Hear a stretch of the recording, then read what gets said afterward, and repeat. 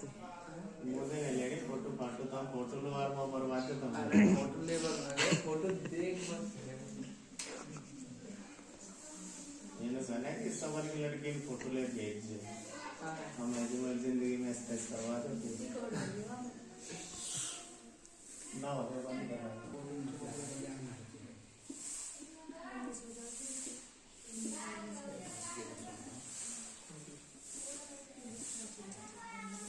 और दूसरी बात, अगर एक परिपथ बनाओ जिधर से प्लस है ना उधर प्लस से रखना है। ऐसा हमेशा करोगे या तो प्लस और माइनस, इधर को यहाँ प्लस कर दियो या माइनस, उल्टा जोड़ दियो। उल्टा नहीं जोड़ेंगे, सब एक ही क्रम में जोड़ेंगे, है ना। तो हमने क्या किया है, 3 प्रतिरोध तार हैं, 3 चालक तार है जिनका प्रतिरोध R1, R2 और R3 है। ठीक है, तो हम क्या कर रहे हैं, इनको एक बिंदु पर जोड़ रहे हैं। तीनों के एक सिरे को एक बिंदु पर, तीनों के दूसरे सिरे को दूसरे बिंदु पर जोड़ रहे हैं। तो जैसे हम जोड़ेंगे तो ये बन जाएगा समांतर क्रम संयोजन। कौन सा संयोजन? समांतर क्रम संयोजन। तो इसकी परिभाषा सुन लीजिए। 3 प्रतिरोध तार हैं, ये 3 चालक तार हैं। तो 3 चालक तार जिनके प्रतिरोध R1, R2, R3 हैं का प्रथम सिरा परिपथ के किसी एक बिंदु पर तथा अंतिम सिरा परिपथ के किसी दूसरे बिंदु पर जुड़े हों, तो इस प्रकार के संयोजन को हम कहते हैं समांतर क्रम संयोजन। कौन सा संयोजन? समांतर क्रम संयोजन।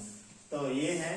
अब हम क्या करते हैं, ओम का नियम लगाते हैं। तो ओम का नियम लगाने से पहले हम देखते हैं, जैसे विद्युत धारा प्रवाहित होती है तो हम पाते हैं कि इसमें बहने वाली धारा I1 अलग मान की होती है, इसमें बहने वाली धारा I2 अलग मान की होती है, इसमें बहने वाली धारा I3 अलग मान की होती है। पता कैसे लगाएंगे? 1 एमीटर तो यहाँ लगा रहता है, 1 एमीटर हम यहाँ लगाएंगे, फिर इसी प्रकार से 1 एमीटर यहाँ लगाएंगे, क्योंकि विद्युत धारा को मापने का यंत्र कौन है? एमीटर है। 1 एमीटर यहाँ लगाएंगे।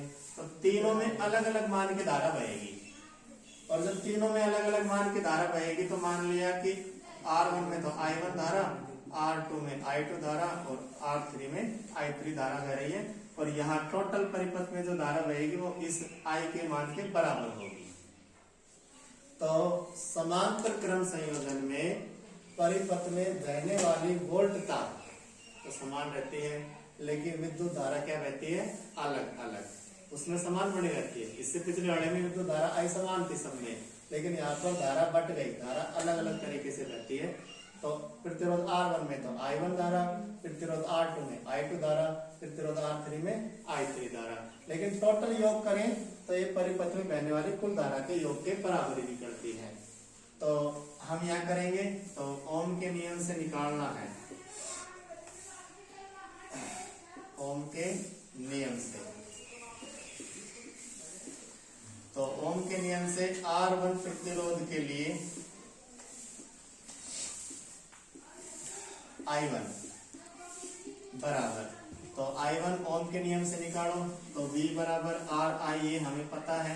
I बराबर क्या हो जाएगा? V बटे में R, ये फॉर्मूला मिल गया। तो वोल्टेज तो समांतर है, बैटरी तो एक ही है, बैटरी का विभवांतर वही रहेगा जो वोल्ट की है।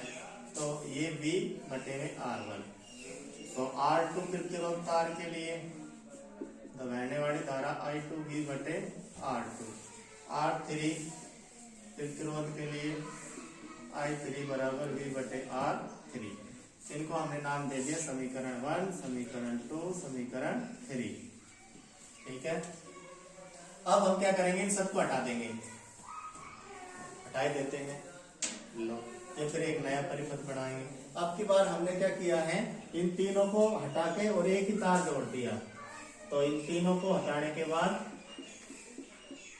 एक ही तार जोड़ दिया है, और यहाँ एमीटर जोड़ दिया, और इसमें एक ही तार जोड़ रखा है ऐसे, और इसके सिरे पर क्या लगा दिया? एक एमीटर, और इसका वोल्टमीटर हम माप रहे हैं। ठीक है, तो हम क्या पाते हैं, हम ये पाते हैं कि इस एमीटर में जितनी धारा बहती है I, उतनी धारा इस एमीटर में बहती है, यानी दोनों में समान धारा बहती है।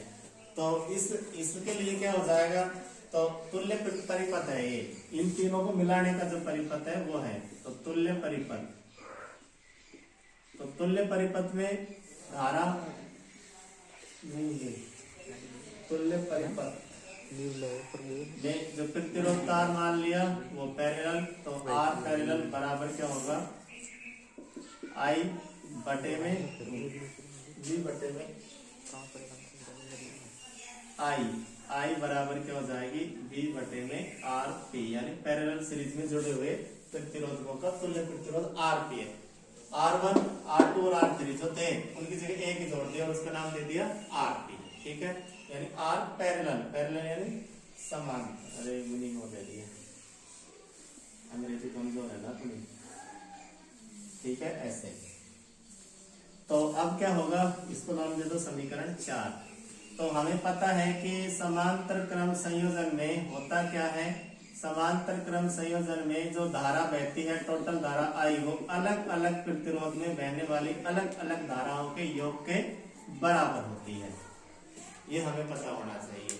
तो हम मान रख देंगे समीकरण से। तो आई का मान रखो v बटे आर पी बराबर v बटे R1 प्लस v बटे R2 प्लस v बटे R3।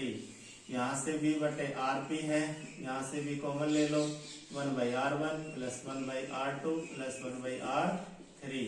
v से v कट गया तो 1/RP, यानी पैरेलल समांतर क्रम संयोजन का प्रतिरोध आ गया 1/R1 plus 1/R2 plus 1/R3। ये हो गया तुम्हारा समांतर क्रम संयोजन का तुल्य प्रतिरोध। तो ये जो तुल्य प्रतिरोध होता है ना, ये तीनों प्रतिरोधकों से छोटा प्राप्त होता है। यानी यहाँ पर जो आरपी मिला है ये R1 से भी छोटा होगा, ये R2 से भी छोटा होगा और ये R3 से भी छोटा होगा। ठीक है, क्योंकि बटे में है तो बटे में संख्या छोटी आएगी। तो ये है समांतर क्रम संयोजन। अब यहाँ के बाद में एक मोस्ट इम्पोर्टेंट जो अपना रह रहा है वो क्या है कि हमारे घरों में या विवाह शादी पार्टी जो भी होते हैं उनमें जो लाइटिंग फिटिंग होती है वो किस क्रम में की जाती है, ये हमारा प्रश्न है। तो शादी ब्याह हो या फिर अपने दिवाली पे जलाने वाली कोई लड़ियां हो, तो उन सबको किस क्रम में जोड़ा जाता है। तो यहाँ पे लिखते हैं घरों में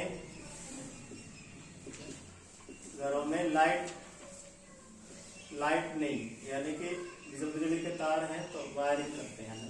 घरों में वायरिंग जो होती है, वायरिंग जो है उसमें लगे हुए उपकरण हैं, तो इन उपकरणों को हम समांतर क्रम संयोजन में जोड़ते हैं। कौन से क्रम संयोजन में, समांतर क्रम संयोजन में। क्यों जोड़ते हैं, क्या कारण है कि समांतर क्रम संयोजन। अब ये पंखे जुड़े हैं ना, तो ये पंखा समांतर में जुड़े हैं, ये बल्ब कैमरा भी समांतर में जुड़े हैं। क्यों, क्योंकि देखो समांतर क्रम संयोजन में अगर ये खराब हो गया तो इसमें से होकर तो धारा नहीं बहेगी, बाकी इनमें से तो होकर बहेगी, तो काम करते रहेंगे। अगर मान लो श्रेणी क्रम होता ऐसे, तो मान लो ये खराब हो गया तो आगे भी तो धारा जा पाएगी, नहीं जाएगी। तो श्रेणी क्रम संयोजन में तो एक विद्युत उपकरण खराब हुआ तो पूरा परिपथ वहीं रुक जाएगा, आगे विद्युत धारा नहीं जाएगी। लेकिन समांतर क्रम संयोजन में यदि जुड़े हैं तो एक उपकरण खराब हो गया तो कोई फर्क नहीं पड़ता, तो अन्य के बाकी के उपकरणों में विद्युत धारा प्रॉपर जाती रहेगी। इसलिए अपने घरों में कौन सा क्रम संयोजन अपनाया जाता है, वायरिंग में समांतर क्रम संयोजन अपनाया जाता है। तो इसके कुछ कारण है कि क्यों अपनाया जाता है वो सुन लीजिए। तो पहला कारण समांतर क्रम संयोजन अपनाने के, इसमें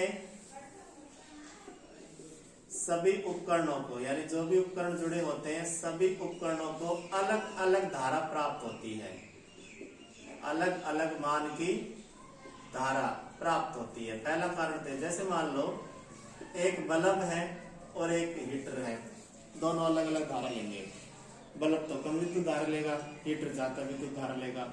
तो देखो मान लो यहाँ बल्ब जोड़ दिया बल्ब, और यहाँ जोड़ रखा है हीटर, तो हीटर के लिए ज्यादा विद्युत धारा चाहिए तो वो अपने आप ज्यादा ले लेगा, बल्ब के लिए कम विद्युत धारा चाहिए वो कम ले लेगा। अगर मान लो श्रेणी क्रम में होते तो श्रेणी क्रम में सबको समान धारा मिलती, चाहे वो हीटर हो चाहे बल्ब हो। फिर क्या, वो हीटर सही ढंग से काम नहीं कर पाता, बल्ब है वो भी सही ढंग से काम नहीं कर पाता। तो कारण क्या है, पहला समांतर क्रम का, तो समांतर क्रम में इसमें सभी उपकरणों को अलग अलग मान की धारा प्राप्त होती है। पहला तो ये। दूसरा, यदि कोई उपकरण खराब हो जाए, यदि कोई उपकरण खराब हो जाए तो उसे परिपथ में ढूंढने में आसानी होती है। परिपथ में ढूंढने में क्या होती है? आसानी। इस वजह से घरों में समांतर क्रम संयोजन लगाया जाता है। जैसे मान लो वायरिंग आ रही है, उसमें पहले पंखा जुड़ा है, फिर दूसरा पंखा जुड़ा है, तो मान लो यही पंखा खराब हुआ है तो हम इसी को चेक करेंगे, दूसरे को खोलेंगे क्यों? और श्रेणी क्रम संयोजन में खराब हो गई तो फिर आगे का सारा ही खराब हो गया। जैसे दिवाली पे लाइट लगाई है, लड़ी, दिवाली पे लड़ी लगाते हैं ना, उनमें एक ही तार जुड़ता जाता है एंड तक, वो श्रेणी क्रम संयोजन है। अगर मान लो शुरू की लाइट खराब हो गई तो सारी की सारी लाइट ना आगे की वो जलेंगी नहीं, क्योंकि शुरू की खराब हो गई, परिपथ टूट गया, तार आगे नहीं जाएगी। और दूसरा, अगर बीच की खराब हो गई तो बीच की कोई लाइट खराब हो गई ना, तो बीच तक ही जलेंगी, अब बीच के बाद जो आगे की हैं वो नहीं जलेंगी। क्यों? क्योंकि आगे विद्युत सप्लाई नहीं हो रही। तो श्रेणी क्रम संयोजन में तो विद्युत परिपथ खराब हुआ तो हुआ, आगे सप्लाई रुक जाएगी। लेकिन समांतर क्रम संयोजन में ऐसा कुछ नहीं है। अगर समांतर क्रम संयोजन में उपकरण खराब हो जाए तो उसे परिपथ में ढूंढने में क्या होती है? आसानी रहती है। इसलिए अपने घरों में क्या करवाई जाती है? लाइटनिंग या वायरिंग जो करवाई जाती है वो कौन से क्रम में रखी जाती है? समांतर क्रम संयोजन में रखी जाती है। ठीक है। तो दिवाली पे जो लड़ियां आती है उन लड़ियों में भी श्रेणी क्रम होता है। लड़ियों में श्रेणी क्रम होता है, जिसमें यदि एक खराब हो गई, एक खराब लाइट हुई तो आगे विद्युत धारा नहीं बहती है, विद्युत धारा नहीं बहती। ठीक है। तो विद्युत धारा आगे सप्लाई रखने के लिए हम कौन सा क्रम संयोजन अपनाते हैं? समांतर क्रम संयोजन अपनाते हैं। तो 3-4 बातें हैं जो समांतर क्रम संयोजन की याद रखनी है। तो एक बार दोबारा देखिए पूरे को ना। समांतर क्रम संयोजन पैरेलल कॉम्बिनेशन क्या होता है? 3 चालक तार हैं जिनका प्रतिरोध R1, R2 और R3 है। ठीक है। तो पहले प्रतिरोध, दूसरे प्रतिरोध, तीसरे प्रतिरोध का चालक तार का पहला सिरा किसी एक बिंदु पर और दूसरा सिरा परिपथ के किसी एक बिंदु पर जुड़ा हो, तो इस प्रकार के संयोजन को हम कहते हैं समांतर क्रम संयोजन। इसमें हमने एक वोल्टमीटर हमेशा समांतर क्रम में जुड़ता है, एमीटर हमेशा श्रेणी क्रम में जुड़ता है। जोड़ के परिपथ बना दे, विद्युत धारा प्रोवाइड करवा दी। तो अब होगा क्या कि प्रतिरोध R1 में अलग मान की धारा बहेगी, प्रतिरोध R2 में अलग मान की धारा बहेगी, प्रतिरोध R3 में अलग मान की धारा बहेगी। लेकिन इन तीनों धाराओं का जो योग होगा वो टोटल I के बराबर होगा, यानी कि कुल धारा के योग के बराबर होगा। तो ओम के नियम से हम निकालते हैं R1 प्रतिरोध के लिए धारा, R2 प्रतिरोध के लिए धारा, R3 प्रतिरोध के लिए धारा। धारा का सूत्र हमें पता है, विद्युत धारा बराबर वोल्ट बटे प्रतिरोध, यानी विभवांतर बटे प्रतिरोध। तो विभवांतर तो सब में समान रहता है, क्योंकि बैटरी का विभवांतर भी है, ये सबके लिए समान है। तो V बटे R1, प्रतिरोध R1 में बहने वाली धारा I1 बराबर V बटे R1, R2 में बहने वाली धारा V बटे R2, R3 में बहने वाली धारा V बटे R3। अगर इन तीनों को हटा के हम एक ही प्रतिरोध लगा दें तो क्या होगा? तो तीनों को हटाने के बाद जो प्रतिरोध लगाएंगे उसमें विद्युत धारा बहेगी और टोटल विद्युत धारा के बराबर बहेगी, यानी कि तुल्य परिपथ में प्रतिरोध में से बहने वाली धारा I V बटे RP। RP क्या है? समांतर क्रम संयोजन का तुल्य प्रतिरोध है। तो I बराबर I1 प्लस I2 I3, यानी कि परिपथ में बहने वाली धारा तीनों अलग अलग धाराओं के योग के बराबर होगी। तो इनका मान रख दो समीकरण से, I बराबर का समीकरण 4 से, फिर समीकरण 1 से, 2 से, 3 से मान रख दिए। तो V तो कॉमन ले लिया, जो बचा हमने लिख दिया। तो 1 बटे RP बराबर 1 by R1 plus 1 by R2 plus 1 by R3। तो समांतर क्रम संयोजन का जो तुल्य प्रतिरोध होता है वो अलग अलग प्रतिरोधकों के कम होता है, तीनों से क्या होगा?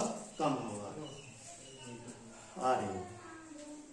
तो हम घरों में वायरिंग या करवाते समय समांतर क्रम संयोजन 2 मिनट तो 2 मिनट में भी घरों में वायरिंग या उपकरण लगवाते समय हम कौन से संयोजन करवाते हैं? समांतर क्रम संयोजन। क्यों करवाते हैं? क्योंकि उपकरणों में अलग अलग मान की धारा प्राप्त होती है, इसलिए समांतर क्रम संयोजन। कोई उपकरण खराब हो जाए तो उसे ढूंढने में आसानी, इसलिए समांतर क्रम संयोजन। अगर श्रेणी क्रम संयोजन रखा तो उसमें एक खराब हो गया तो आगे विद्युत धारा नहीं बह पाएगी। इसलिए श्रेणी क्रम संयोजन की जगह हम घर, शादी, ब्याह कहीं भी लाइट वायरिंग करते हैं तो वहां पर कौन सा क्रम अपनाते हैं? समांतर क्रम संयोजन अपनाते हैं। ये इतना, ठीक है।